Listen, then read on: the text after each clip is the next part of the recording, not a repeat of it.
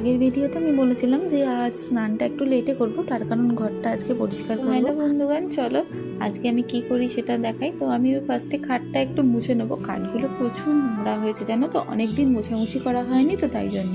এই যে খাটটা দেখছো না, এইটা হচ্ছে আমার বিয়ের খাট। আমার বেডরুমে যে খাটটা রয়েছে ওটা আমার পরে কেনা হয়েছে এই কিছুদিন হলো।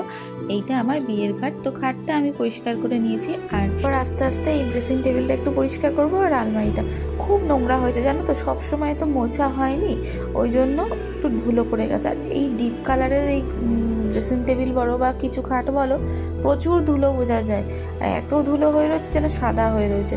তো সেই জন্যই আমি আজকে এটা মুছে নিয়েছি। আর আজকে রান্নাটা আমি করব না, মাকে বলেছি আজকে তুমি রান্না করে নাও আর আমি এই কাজগুলো করব। তার কারণ রান্না সেরে উঠতে উঠতে মাম্মাদের খাওয়ানোর টাইম হয়ে যায়, তো তখন আর কিচ্ছু হয় না। আর আজকে মাম্মার স্কুলও ছুটি, ওই জন্য আমি পরিষ্কার করে নিচ্ছি, মা রান্নাটা করছে। আর এই একজন দেখো, ও একটা আইসক্রিম নিয়ে বসে পড়েছে ফ্রিজ থেকে, এখন খাচ্ছে। আর এই ঘরটাতে জানো তো আগে মা আর বাবারা থাকতো, কিন্তু এখন ওনারা নিচে চলে গেছে, মানে আমাদের নিচের ঘরে থাকে, যার জন্য এই ঘরটায় এখন আমি আমার জিনিসপত্রগুলো রেখেছি। আর এই জিনিসগুলো কেনা হয়েছে, আমি কিছুদিন অন্য জায়গায় ছিলাম তার জন্যই। আর আমাদের বেডরুমটাতে না এইগুলো রাখা যেত না, তার কারণ ঘরটাতে এই আমার বিয়ের খাটটা রাখার পরেই অনেকটা জায়গা নিয়ে নিত, আর ঘরটা অনেক ছোট, মানে ছোট হয়ে যেত, নড়াচড়ার জায়গাটা খুব কম থাকতো। ওই জন্য এই ঘরটাতে এই খাটটা পেতেছি, আর ওই ঘরটা এই ছোটো খাটটা কেনা হয়েছে।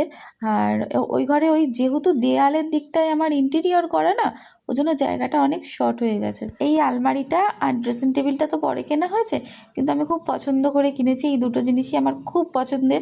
আর সাদা জিনিস না আমার ভীষণ ভালো লাগে, আলমারি আমার সাদাই খুব ভালো লাগে, যেই কারণে আমি বিয়েতেও ইন্টেরিয়র করেছিলাম যে আলমারিটা, ওটাও সাদা নিয়েছিলাম।